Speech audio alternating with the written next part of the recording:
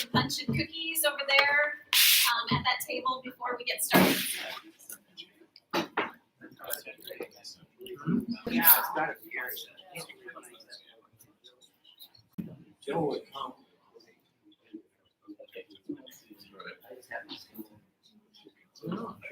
I got it. Just trying it.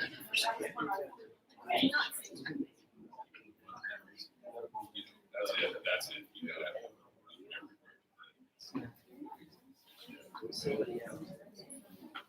But it's such a nice thing.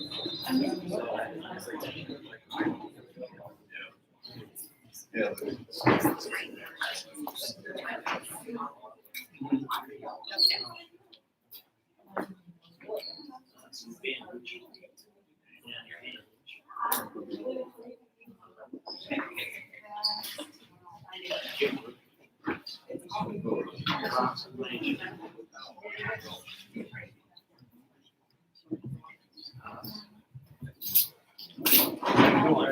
Good to see you. How are you folks?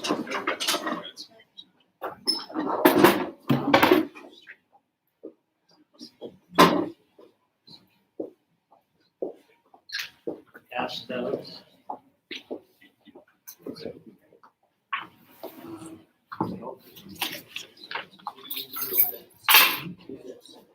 This one?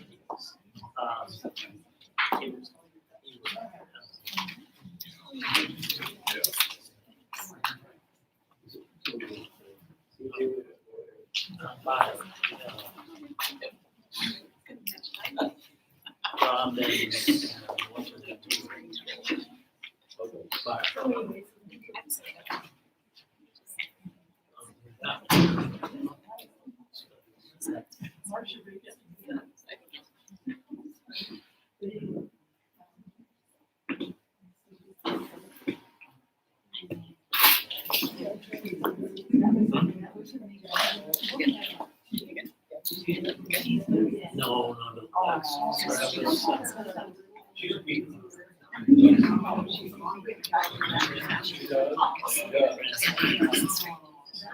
We were just noticing that the clocks are behind here. I said we were just noticing that the clocks are behind in this building, just like they are in the elementary. Yep, always. Yeah, technically we start every school board meeting at about 5:03 or 6:33. It's better than the other way, I suppose. That's true. That's true.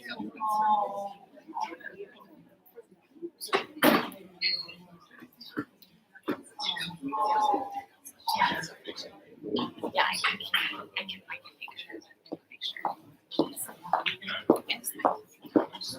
make sure. Yes. Yeah. Thanks. Good.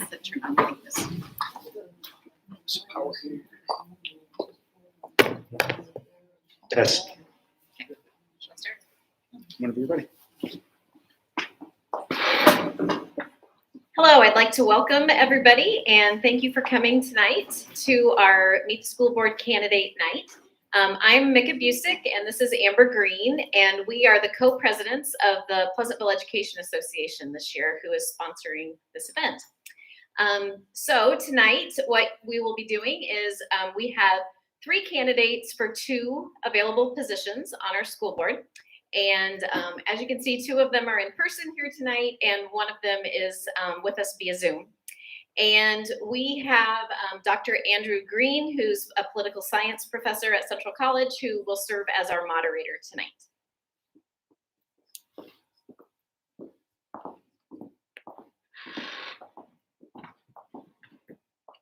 Good evening, everyone.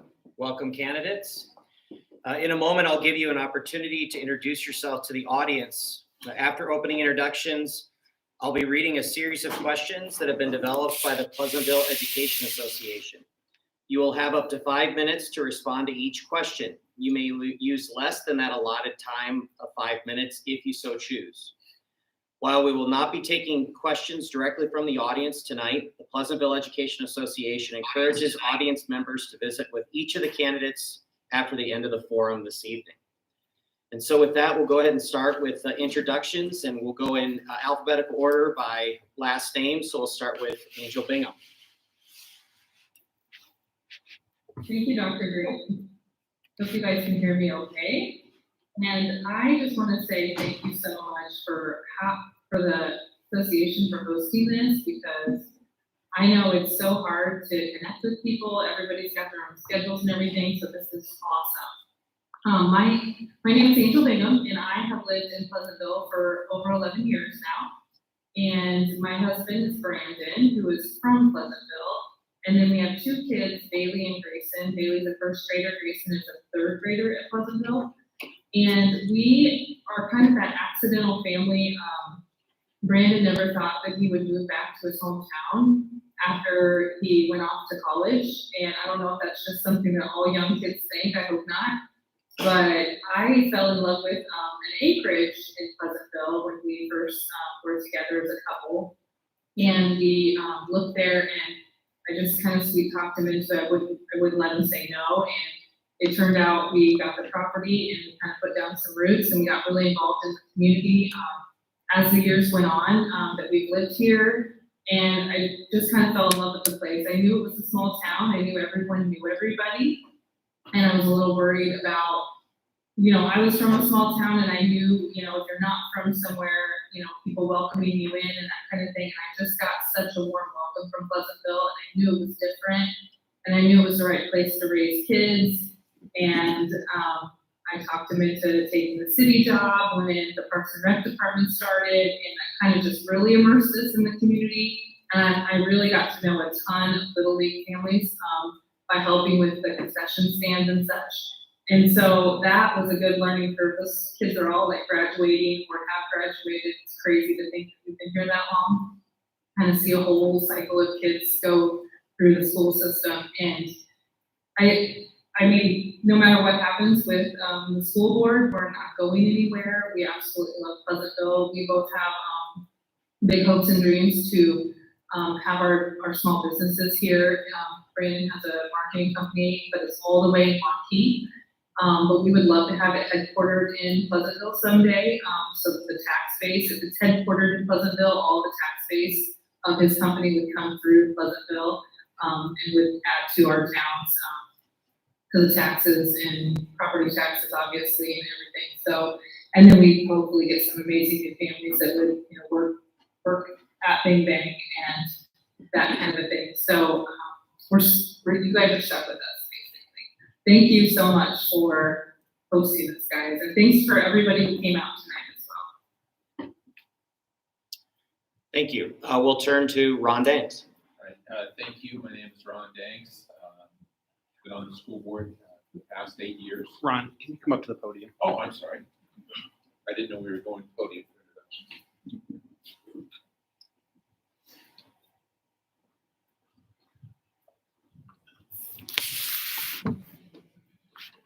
As I said, can everyone hear me first of all? Okay, great.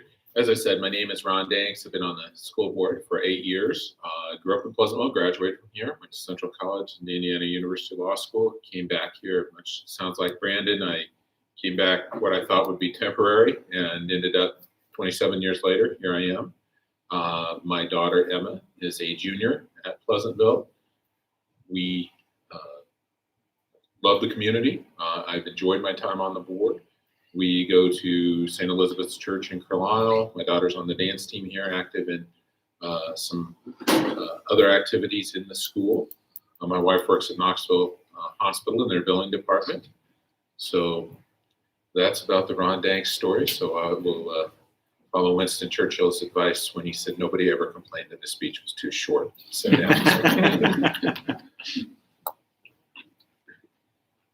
And Shane Sorensen. Thank you, everybody, for coming out. My name's Shane Sorensen, and my wife Jody and I have lived here in Pleasantville for going on about 18 years now. So we live on an acreage north east of town, and we farm with Jody's parents and uncle, and it's a life that I never expected to realize, to be honest with you. And being part of a small community, I grew up in Ogden, was once a Bulldog, now reformed as a Trojan. So I enjoy being in a small town. I enjoy that people know everybody. I enjoy the fact that I have an opportunity to do something like this. Once again, this is something I never thought I would do. Anything that's kind of halfway political, I tend to distance myself with. But being on a school board, hopefully ensuring the success of our students and our entire school system, for that matter, is definitely a responsibility I don't take lightly. So I appreciate your time and try to give you guys some answers on why we're doing what we're doing. Thank you. Okay, for the first question will go first to Ron Danks.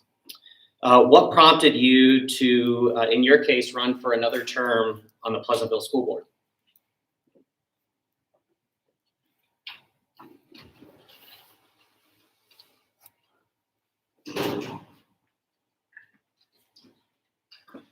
I wanted to start off and thank, I forgot in my introduction, I wanted to thank the PEA for putting this on. I want to thank everybody that's here in attendance. Also, everybody that's watching online or will be watching online over the next few days. I also want to thank Angel and Shane for participating in this and putting their names out to serve our community. Like I said, I think everybody has the community's best interest at heart, and we don't function without volunteers. The reason that I have chosen to run for re-election is basically the same reason I decided to run for election in the first place in 2013, and that's to help our community and to help our school district be the best that they can be. I think that the next 4 years are going to be really challenging for our community, for education in general, but I think we have an opportunity here. I believe that I'm a better board member than I was 8 years ago. I've learned some things not to do. I've learned some things that are possible and what is not possible. But I think that the reason, when I thought about it a lot this summer, I went back and forth several times on this, is I really believe our community and people that are on the board with me will have heard me say this, but are tired of me saying this. We're a community that's on a fault line demographically. We can either grow or we can start to diminish. And the communities, you can see Carlisle, Indianola, getting bigger, getting more housing. I looked today because I just wanted to confirm this, but Lucas County, Mahaska County, and Monroe County have fewer people than they did after the Civil War. I mean, it doesn't take a genius to say Pleasantville's in between those. Which way are we going to go? And I think the foundation of any community that wants to grow is its educational system. If we don't have a strong school system, we're going to lose out. We have to be better. I said that on my Facebook post. We have to be better than PCM. We have to be better than Carlisle. We have to be better than Indianola. Those are lofty goals because those are good districts. I'm not diminishing them in any way.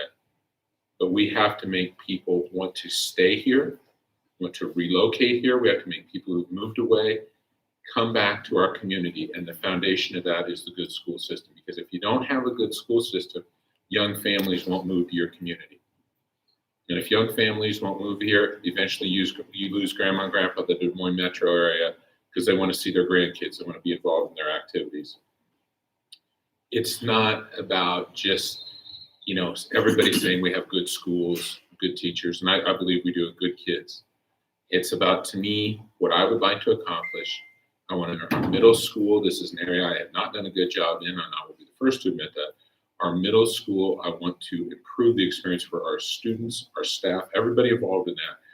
It's a tough time of life. I can't, sit up here and say, oh, I'm running for school board because I'm going to make 13 and 14-year-olds not have any problems. That's not true, but I want to make those kids experience the best they can because I firmly believe we have to turn these kids into lifetime learners. We have to keep that spark of curiosity going in our kids. What 5 and 6-year-old doesn't like to learn? I want that to be an 18-year-old, a 20-year-old. The best thing I love about my job, and I'm 53 years old, the best thing I love about it is I got to learn new stuff all the time to do an effective job. Also, I am a huge believer in partnerships, and I'll talk about that later with community colleges, with businesses, with anyone who can help improve our kids. And because of our size, because of the location of our community, I think we have an opportunity to be innovative in the next 4 years. Let's try some things, not just to try them. Let's try some things that we believe can work in our community to give us the best result. I noted tonight, there's a lot of folks when I grew up that did a lot for this community. One of them sitting right there, John Franey, James Calvin, Earl Wagner, who aren't with us anymore. Those men inspired me, and there's a heck of a lot of other people, the people that do the Pig Out, Little League, and all that kind of stuff that make our community go. And that's why I'm running. That's very simply put, I want us to be the best that we can be in this town and in this school district. Thank you.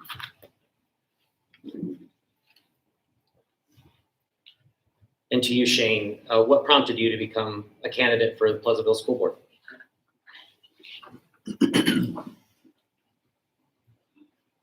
Well, first of all, I want to start out by, I didn't introduce my son, and that's why I'm doing this.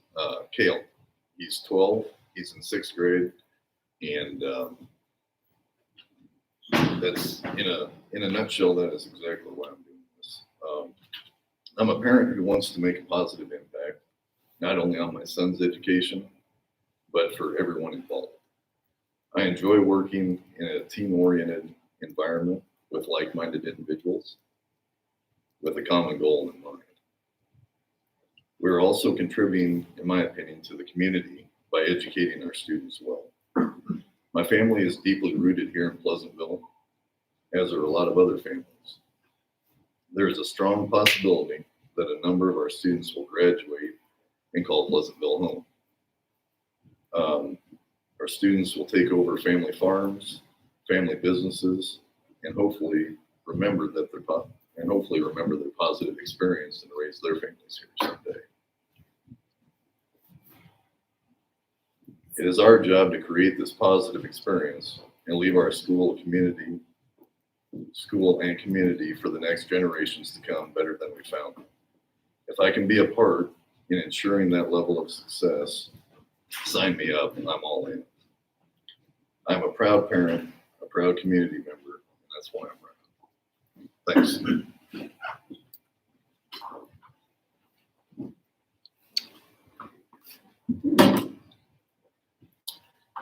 And to Angel Bingham, what prompted you to put your name in the running for school board here in Pleasantville? Thank you. I heard that Kenny Sue wasn't running this year, and so I thought instantly of my husband, and I said, hey, you should run for the school board. And he said, no way, but you should. And he said that the reason he said that was because I was always sharing issues and that I knew everything that was going on, and he really encouraged me to run. And then I actually ran into Kenny a couple weeks later, and he brought up that he was looking for somebody good to take his spot. And so right there, Brandon threw me under the bus and told Kenny, hey, I know somebody, and he pointed at me. Since then, I have had great conversations with key people in our town who I highly respect. They all have encouraged me to pursue the board. So I felt like I needed that boost of confidence. I thought, but I'm not from here. Like, nobody knows me, they know Brandon. But it helps being able to talk to the other people. And I have met with our superintendent, and I feel like I understand the duties that a board member does and doesn't do, and I am confident that I would represent the parents' voice on the board, standing for our kids' best interests and helping create a culture of raising critical thinkers and leaving politics out of our classrooms, sticking to the academics and the trades that are going to give our kids the best opportunities for progression. Thank you.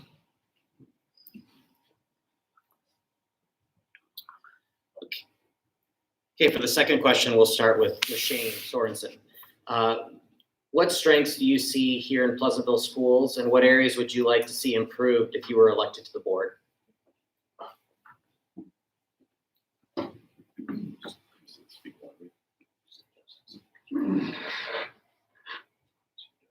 Sorry about that. Can everybody hear me? Okay. Usually my voice projects, but maybe not. All right.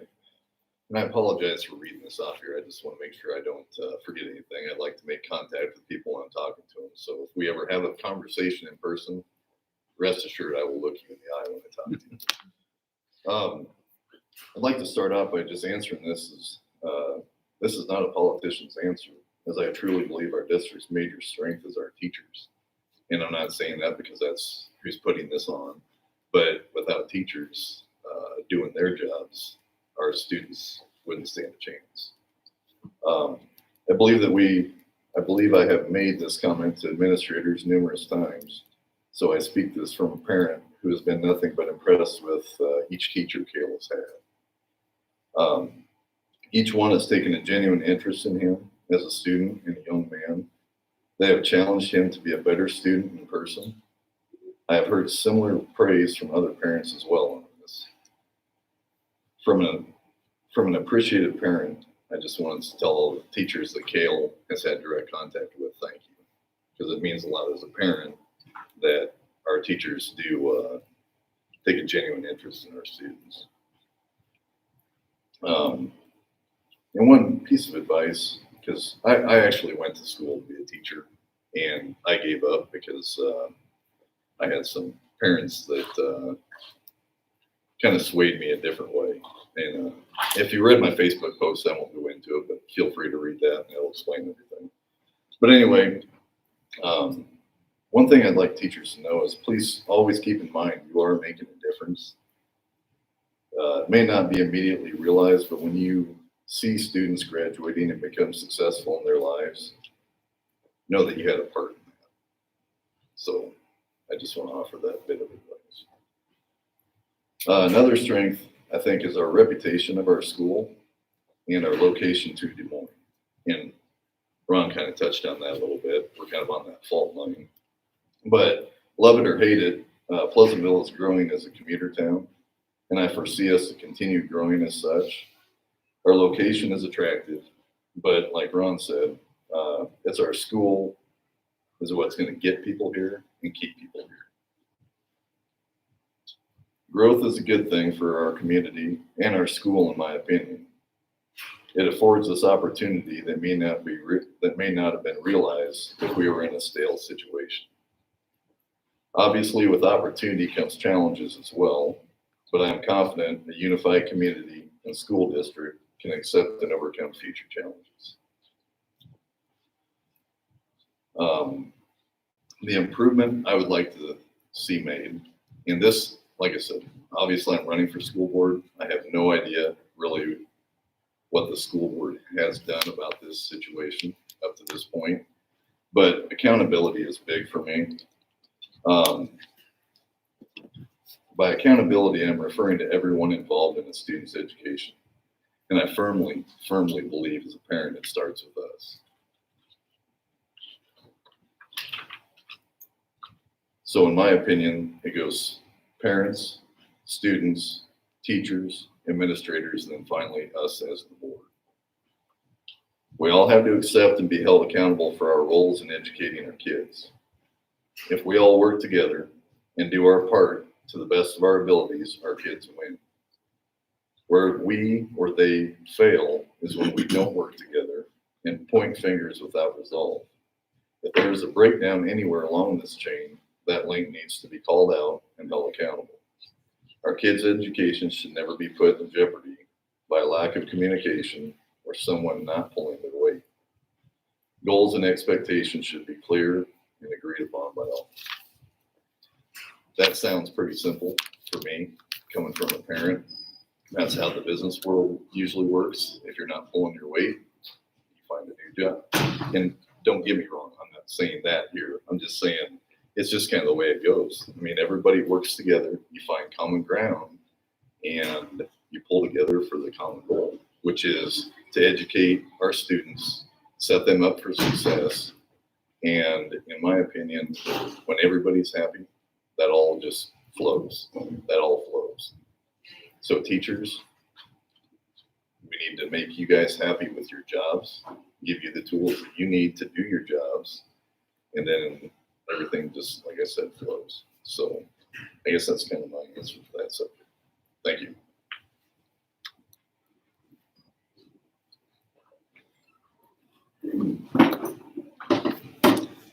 Same question to Angel Bingham. What strengths do you perceive in the Pleasantville district, and what areas would you like to see improvement?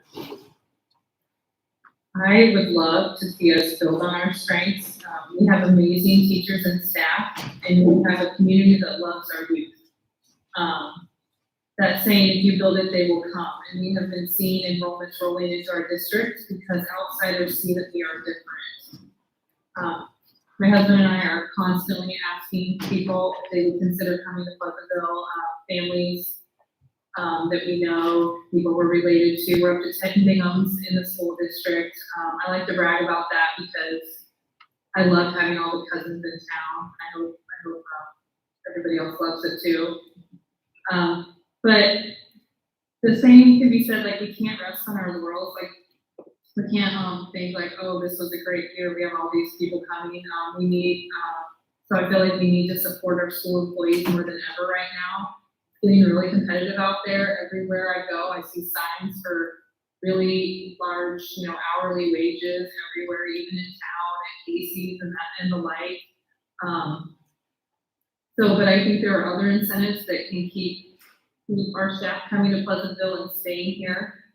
I came from a district where we paid the least of all the surrounding districts, and it was like a revolving door. A teacher fresh out of college would come in and fulfill their 2 years and literally leave as fast as they could.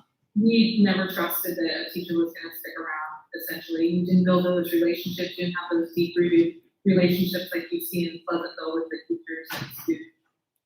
We need to look at why some teachers in Pleasantville have left and what makes others stay, and to build like a really strong foundation from that and ensure that we keep the ones who could be moved away. So just really not resting on our laurels. And then another thing, a strength that we have is I feel like our identity in Pleasantville is our school, our strong school district. It's one of the things that just is such a foundation of the town, and why so many people come to our town is because of the amazing facilities. Their grandkids go here, you name it, they're somehow tied to Pleasantville. And I just think it would be amazing if we could grow to change like some of the other organizations that are in Pleasantville, like the community organizations, tie them more to the school so that it's more cohesive and everyone doesn't have their own identities going on. And it would just be really nice to let the school kind of be the hub that brings the other organizations together to really build on that, because everyone does know the school. We have amazing facilities and resources. So I think one of the things I'd really like to see is more of a collaboration of the community groups that we have coming together so that we can be stronger. Thank you. And finally, to Ron Danks, what do you see as the strengths of the district, and where do you see areas for improvement?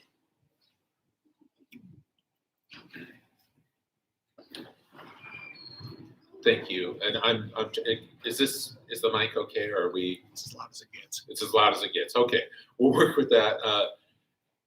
I'm not going to spend a lot of time on our strengths because I agree with what Shane and Angel said. I think we have a very good community. I'm not saying that because I'm running for school board. If I didn't think we had a good community, I wouldn't have done it. We have people that support a wide variety of activities. Our kids are really pretty good kids. I'm not saying every one of them is perfect. That's not true. I'm not saying we have some kids who don't have trouble. That's true. But by and large, I think our school, compared to when I went here in the mid-'80s, has less discipline problems. We have kids who are a little more focused, and that's a reflection of their home life and their parenting. I think we have a really good FFA program, which everybody knows about. We have a really good special ed program. That's something I'm proud of, because there's school districts that are far wealthier than ours that just pay lip service to special ed.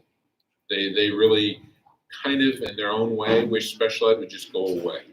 I think make a genuine commitment to special ed in this community. I think that the other thing I would say as a strength for us is we do have a good staff, but I want to also retain those good people. I don't want this to be a stepping stone. We can't pay what Waukee pays. We can't pay what Ankeny pays. I wish we could, but we have to make it through the amenities, through knowing that you're valued. We have to make it an attractive place that good teachers want to stay. I will say the thing I'm proudest of in my 8 years on the board is I think we've hired really good teachers.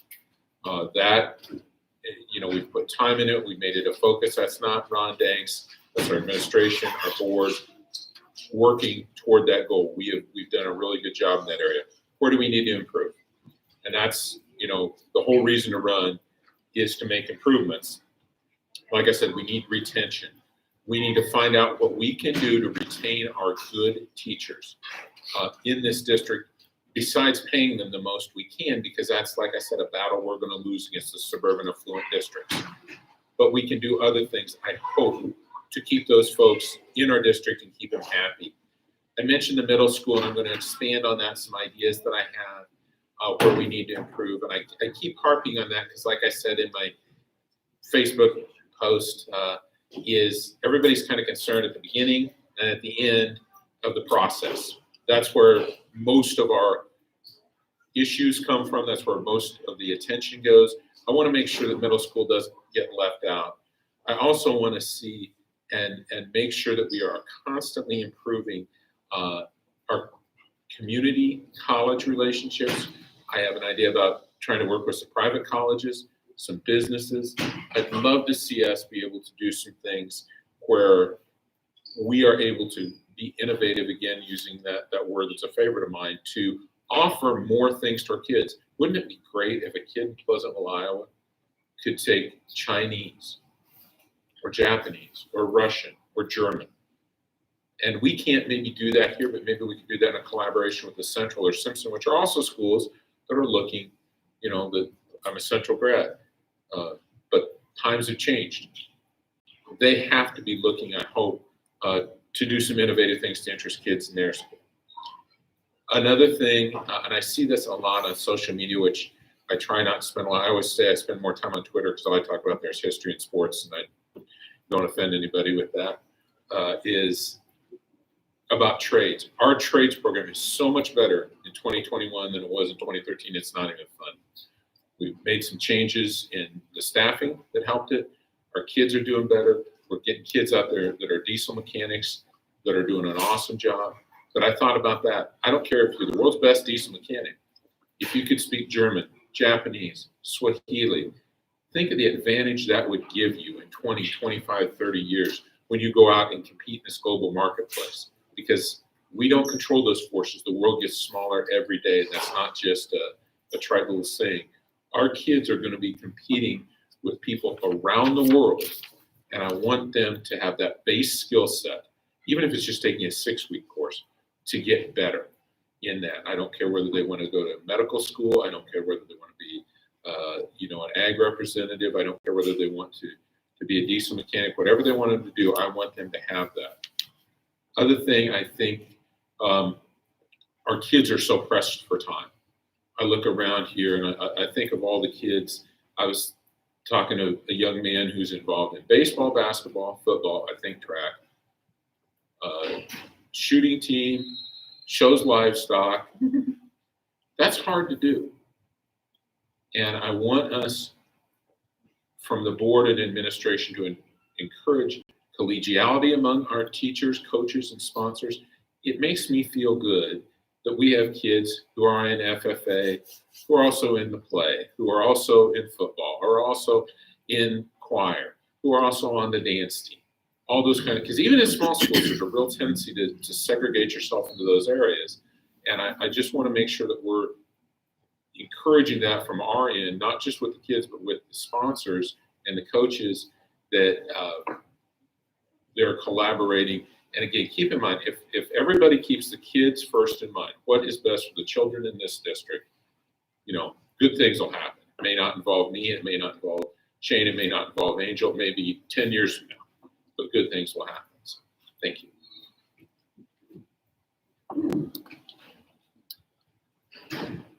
Okay, question number 3, we'll start with Angel Bingham. If elected to the board, how will you work to stretch the shrinking state dollars that are coming from the state of Iowa for public education? Well, first off, I would actually want to help lobby for more dollars from the state. We had a pretty amazing year with the state despite everything, and they are sitting on some dollars. I have built relationships with the current leadership of the State House during the past year and a half, and they want to hear from us and care about what we care about. It is very intimidating to go to the State House, find your legislator, talk to them. But I will tell you who wants to talk to you the most are the leadership. Big Chapman will just walk you right into his office and show you around, and they actually want to know. They want to know what we care about. I would like to look into what we also pay for with the AEA. Superintendent Allsworth shared a rather large number of funds that go there, and I would like to better understand what is included. I also would like to look at corporate sponsorships to help start trades co-ops with industries in our area that are always hiring. These people pay so much to train their employees and get them on board, and sometimes it's a very competitive fields that they're in, electricians and those types of trades where you have years of journeyman in those programs, and then for someone to just leave, they just wasted so much resources that they can catch a kid while they're in high school and start building that relationship and any type of partnership there. The same I think we could do with healthcare partnerships, where students can start working for them as soon as they graduate during summers, and then they could attract some of the best students to stay closer to home upon graduating college. So I think there's lots of opportunities like that in our that would help us to not necessarily be asking for money from corporations, but to partner with them to build on the programs that we've already have started that are already awesome. Thank you. Same question to Ron Danks. If reelected to the board, how will you continue the work of stretching state dollars?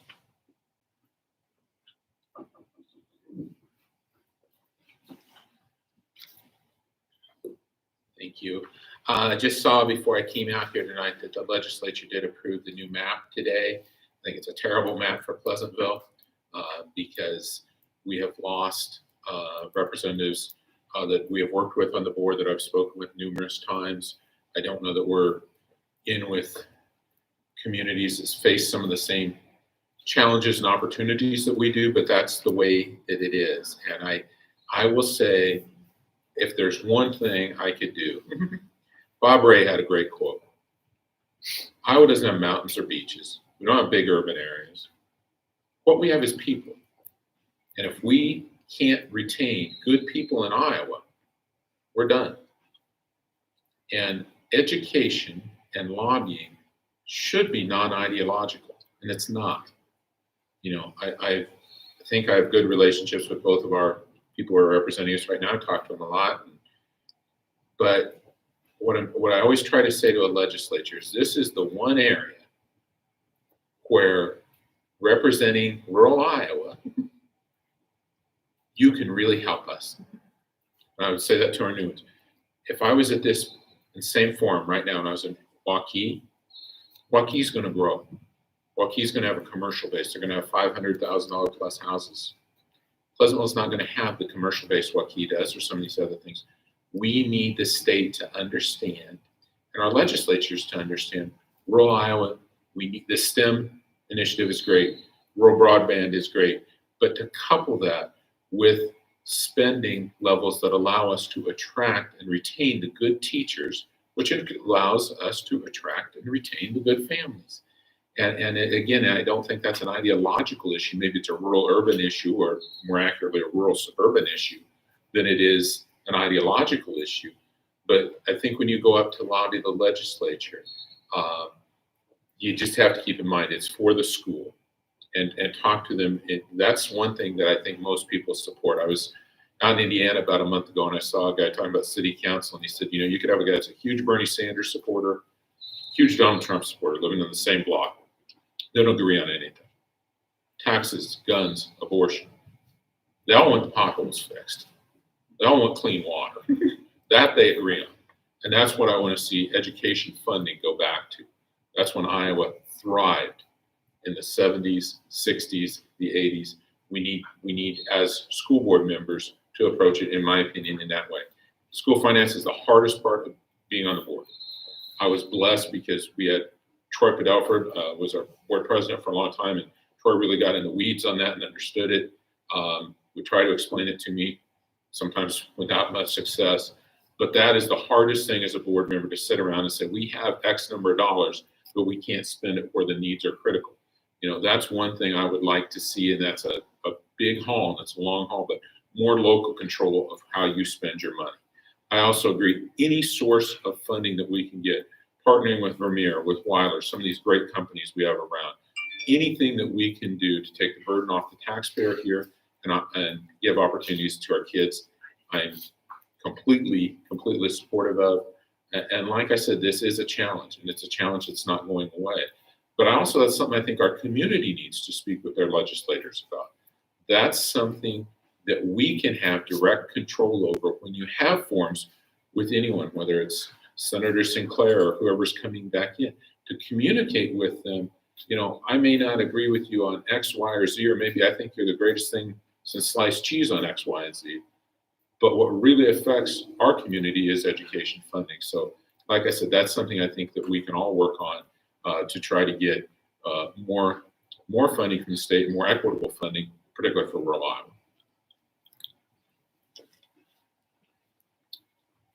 And to Shane Sorensen, how would you work with shrinking state dollars to help stretch them for the kids here in Pleasantville?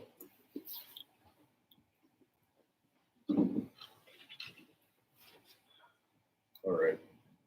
Some of the good answers have already been taken, obviously. It's kind of one of those subjects where trying to squeeze as much, try to get blood out of the rock, that old saying, that kind of thing. Because nobody wants to give more money. Everybody wants to spend more money. And I totally agree with Ron. We need to get as much money as we can from the state. Angel said it too, lobby for those funds. Obviously, they have no problem putting it on the news that they have a surplus of money. Well, in order to continue having well-educated individuals to have the high-paying jobs to pay the taxes and that kind of thing, we need to educate them when they're young. That doesn't just happen overnight. So it doesn't make much sense to me why we don't spend the money on the youth when we have them impressionable and pull that money back and have these issues in today's society. But anyway, that doesn't answer the question. Angel, I thought I had some really good ideas. These were some that I had as well. Sponsorships, even going as far as having advertisements. A lot of Little League fields around. You see the billboards of community businesses out there in the outfield, that kind of thing. Do we want to corporatize our school? Probably not, but if money is the issue and we can use that money in a constructive manner, obviously might be something to look into. I personally don't know any legislatures, but I played football at Simpson. There's quite a few gentlemen that I played football with at Simpson that are kind of higher ranking officials on the state level. I would have no problem getting back in contact with those guys and seeing what flagpole we need to raise to try to squeeze some more money out of the state. Parental involvement, volunteering, that kind of thing, to ease the burden on maybe something that we would have to pay somebody else to do. Maybe we look into, rather than paying overtime for buses or whatever. And once again, just spitballing here. I have no idea what we pay bus drivers or anything like that, but a parent with a Class B CDL, not to volunteer myself to drive a school bus, but I do have a Class B CDL. To sporting events or music events or things like that, where we wouldn't have to pay them. They do it out of the goodness of their own heart. I want to make it clear I'm not trying to take jobs away from school bus drivers either. But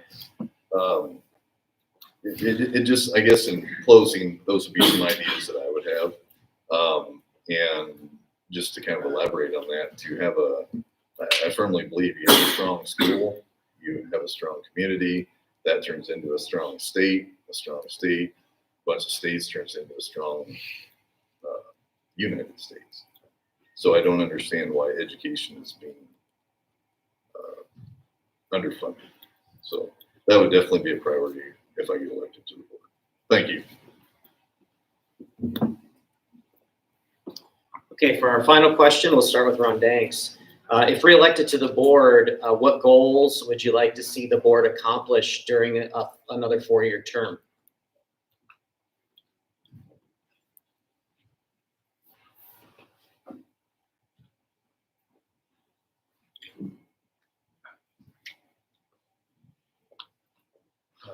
This is, to me, the most important question that we're going to answer tonight, because we can review the past, we can talk about finance and what we'd like to do. But I think to set these concrete goals that we can achieve, as I mentioned, improving our trades and FFA by partnership with local corporations. I think we've done a good job of that. We need to keep after that and see ways we can improve. I think the idea of, like I said, it just is dawned on me as I've thought about going to Central, Simpson, schools that are close by.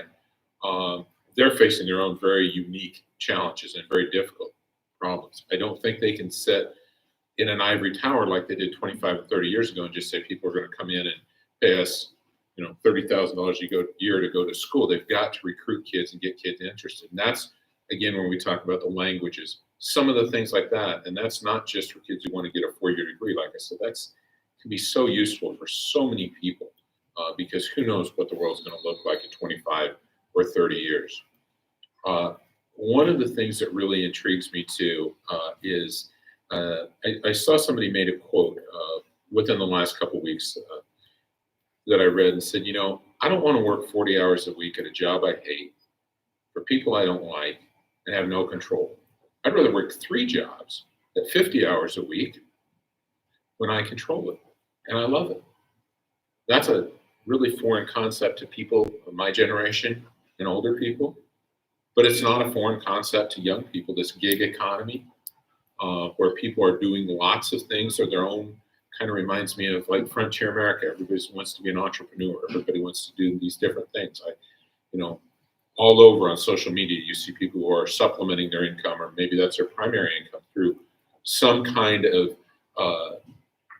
marketing that they're doing, or they're engaged in some career of some kind. I think I don't have a concrete conception of how to do that, but I think that we need to implement some of those entrepreneurship type courses into our curriculum, and that would be a great place to coordinate with people.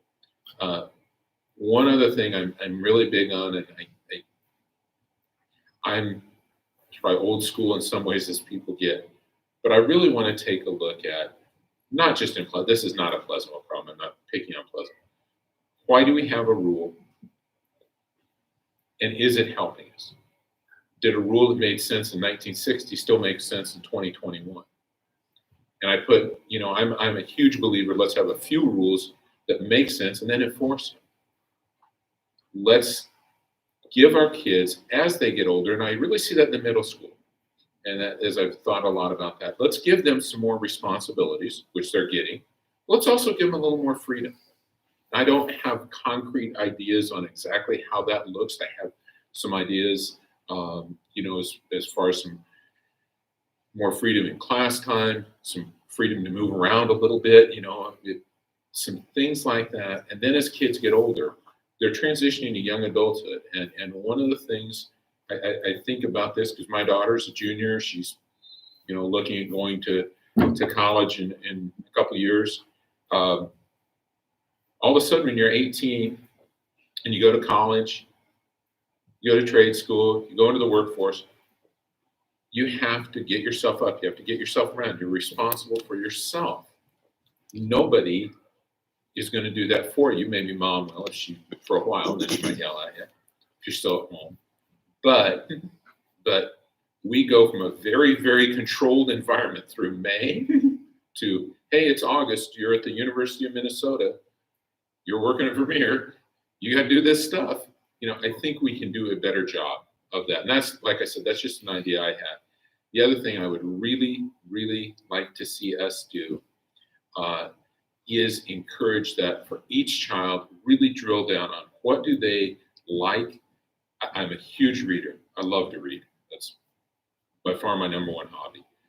Every kid can find something they like to read about. It may not be The Great Gatsby. It may be about bow hunting. It may be about cattle. It may be about it may be science fiction. But everyone can do that. And that's what I'm talking about. Let's be innovative. Let's be creative. And let's make it count for every kid. I really do, and I'm not saying this I really want to thank Shane. I've got to know him a little bit up here, and Angel for participating in this. They've got some great ideas. So I've learned some things tonight about how to do this. Maybe better if I'm elected, and if I'm not, that's fine too. It's America, everybody gets a vote. And also thank everybody, all the folks watching online and everybody here, because this is our school. This is our community. We don't get another one. We make it the best that we can. So thank you all. All right, to Shane Sorensen, if you're elected to the board, what goals would you like to see the board accomplish in a 4-year term?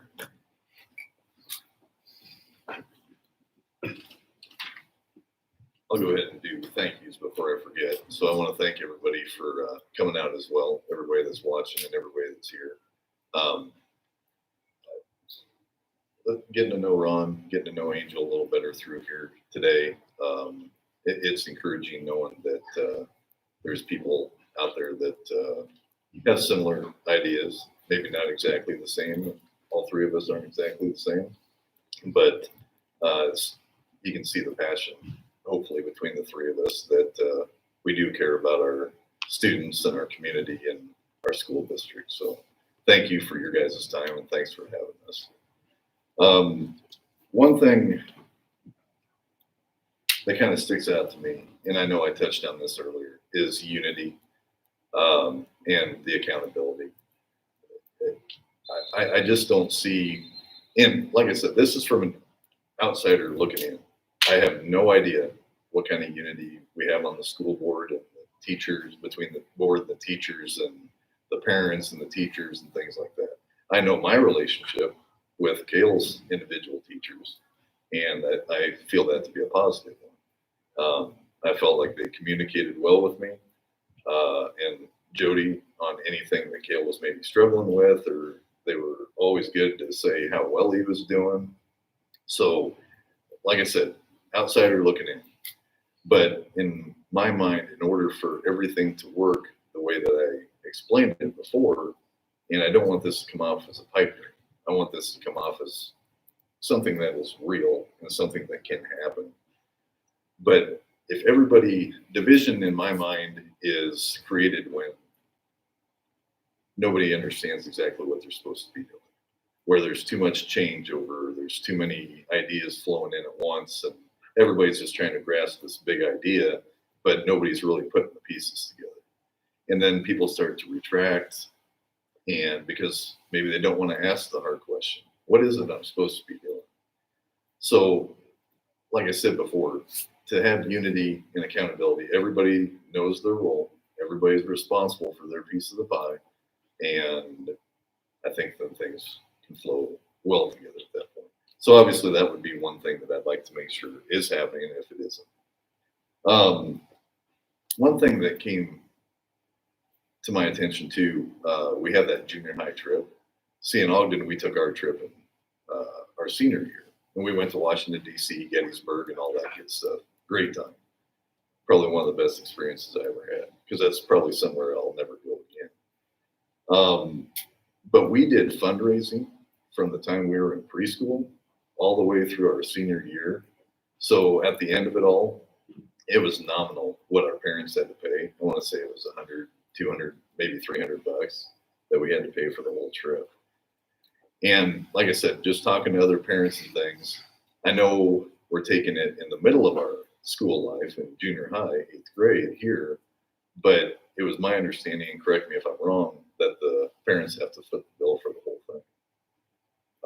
Is that true? Okay. And it was also my understanding that some kids don't get to go because their parents can't afford it.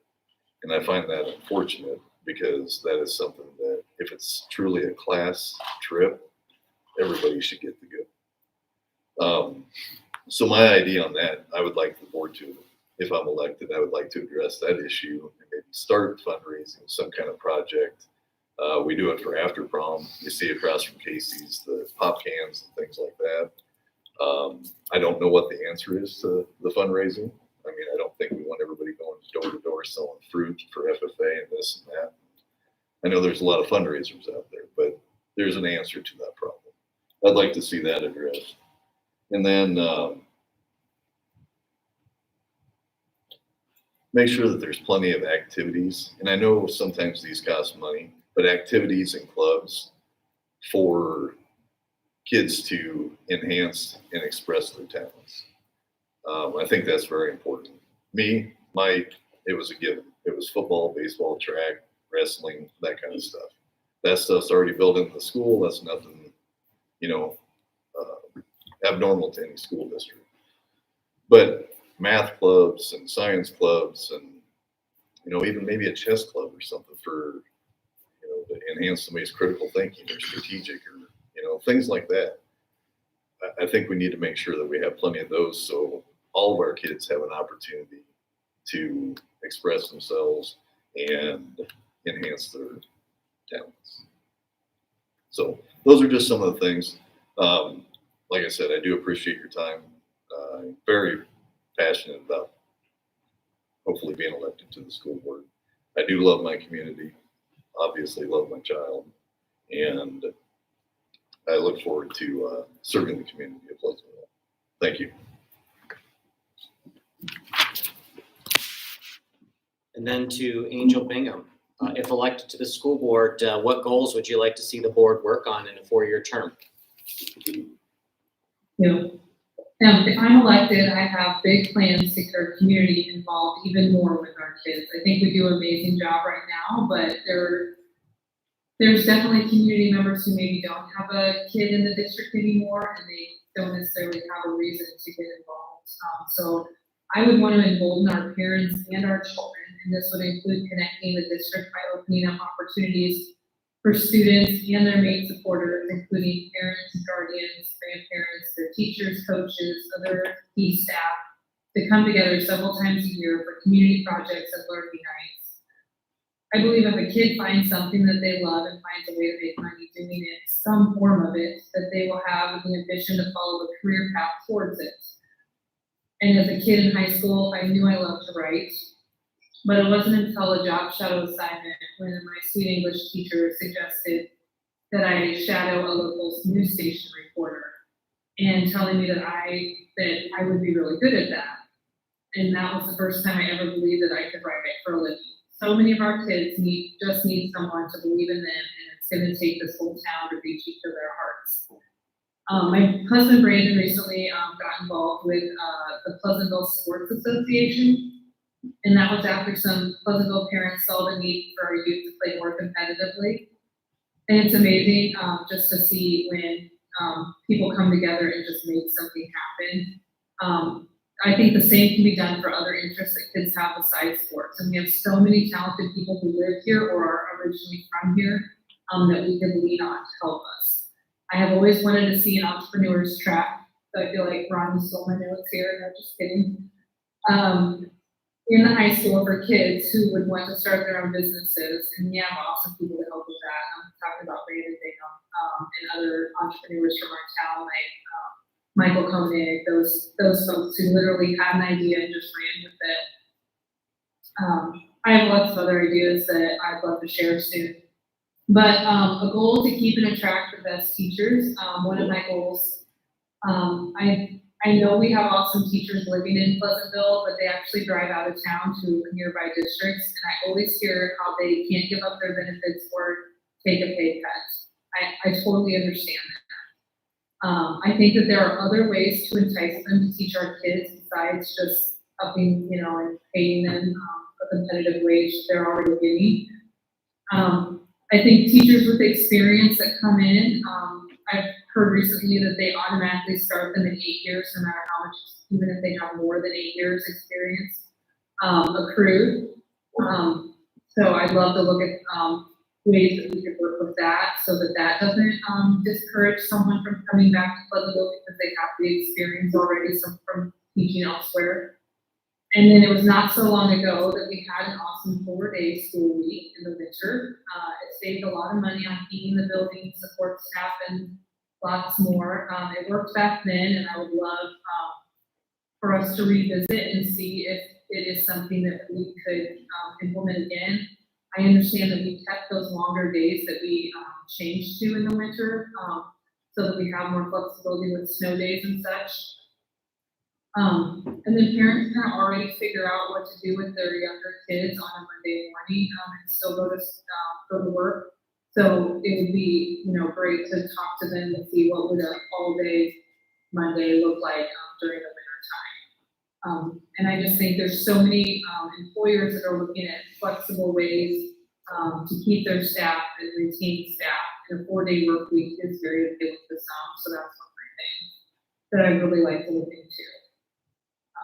So I know I don't get to stay for cookies and punch, and I would love to be there with you guys in person, but Dr. Ellsworth has my phone number. I'm going to say it right now, but obviously not everybody has a PIN, but I know he would share it with you if you were able to, but my cell phone is 515-321-7530, and I would love to talk to anybody with any questions or any concerns that they have between now and the election as well. So I'm very available, and just thanks so much for everybody's time and the association's time in organizing this, and Dr. Bates' time as well.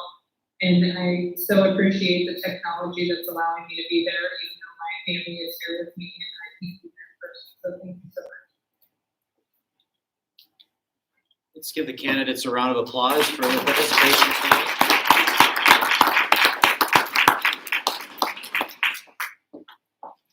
I'm going to turn it back over to Mrs. Green.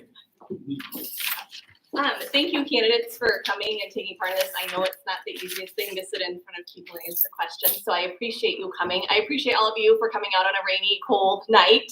And then Dr. Green, thank you. I probably owe him a steak dinner again or something for doing this. So there is some punch and cookies if you'd like to have a cookie or 2 or 3. There are quite a few, so take a few with you. And then candidates will stay for a few minutes if you have individual questions you'd like to ask. So thanks for coming. Have a good night. Get home safe. Thank you.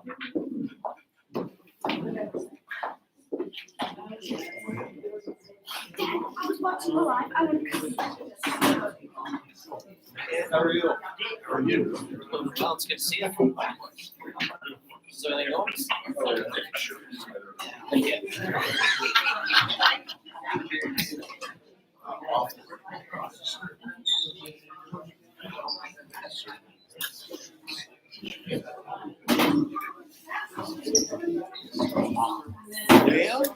You keep busy enough. What's that? Are you keeping busy enough? Try. Keeps me out of trouble. It's